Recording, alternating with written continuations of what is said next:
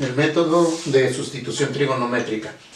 Este método consiste en que vamos a hacer un cambio de nuestras expresiones que tengan una estructura algebraica, la vamos a transformar a nuevas expresiones por medio de las funciones trigonométricas. Esto es basándonos en el uso de las definiciones de las funciones trigonométricas aplicadas en los triángulos rectángulos.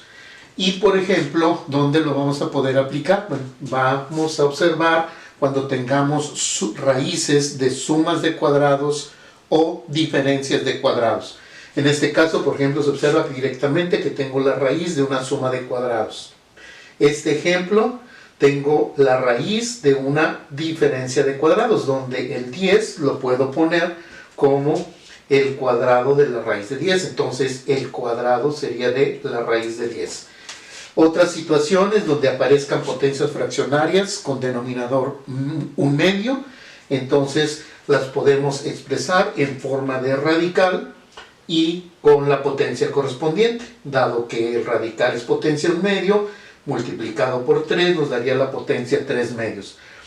Otros casos, por ejemplo, aunque no fuera una diferencia de cuadrados de una variable con una constante, podemos llegar a hacer lo que son el completar el desarrollo de un binomio al cuadrado. Por medio de ese proceso, por ejemplo, esta expresión es equivalente a esta de acá. Podemos observar que si desarrollo este binomio, me queda x cuadrada menos 6x, que son estos, más 9, que es el cuadrado de 3, más 9, menos 9, 0. Y entonces nos queda este de acá. Esta expresión es equivalente. Y entonces aquí ya lo puedo ver como una diferencia de cuadrados. Ya en cada ejemplo, más adelante en otro video explicaré cómo se hace este proceso, que son procesos algebraicos.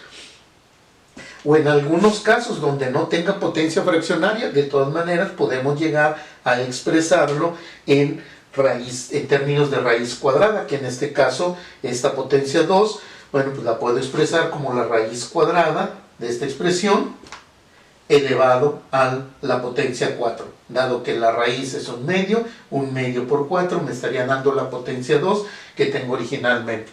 Entonces todas estas estructuras corresponden a suma de cuadrados. Por ejemplo, esta y esta se pueden observar como sumas de cuadrados. Estas serían diferencias de cuadrados, donde en algunos casos la parte variable está a la derecha, en otros a la izquierda. Bueno, ahora en este video nada más lo que vamos a ver es cómo hacemos la sustitución, y ya en otros videos vemos los ejemplos en sí de solución. ¿De dónde viene esto?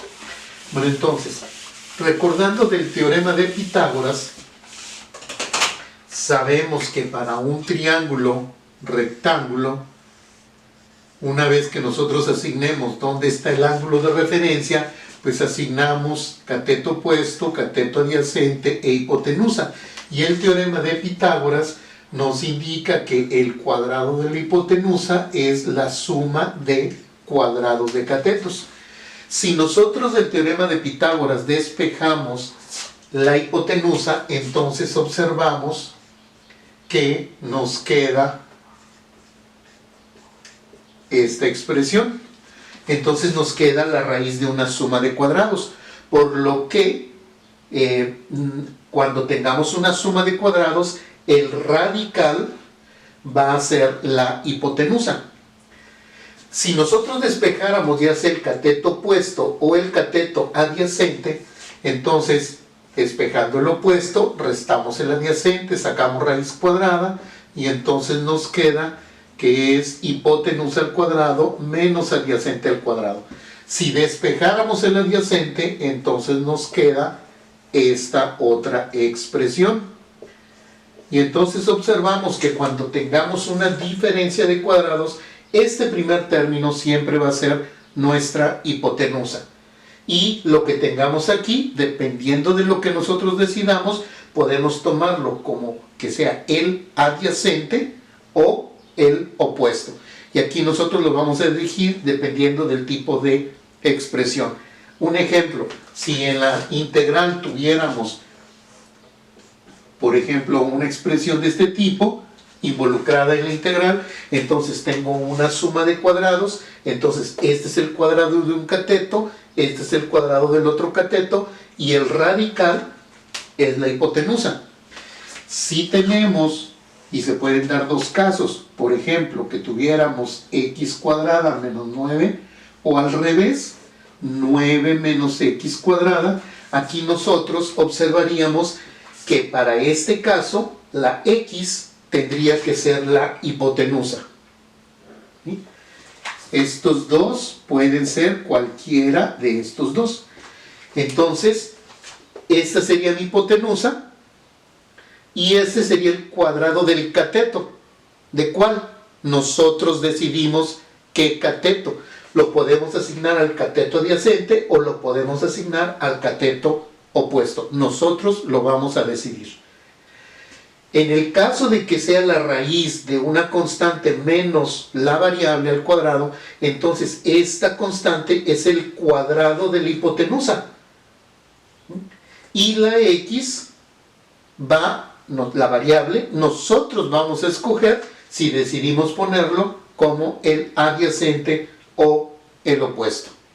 Bueno, en videos siguientes les voy a indicar cómo ya procedemos a hacer la sustitución trigonométrica. A este tipo de casos le voy a llamar que son del tipo A estos les voy a llamar que es del tipo B, y a estos les voy a llamar del tipo C. Y entonces ya veríamos cómo resolver cada uno de los ejemplos. Pero la base parte del teorema de Pitágoras. Entonces, si es una suma, estos son los catetos y el radical es la hipotenusa.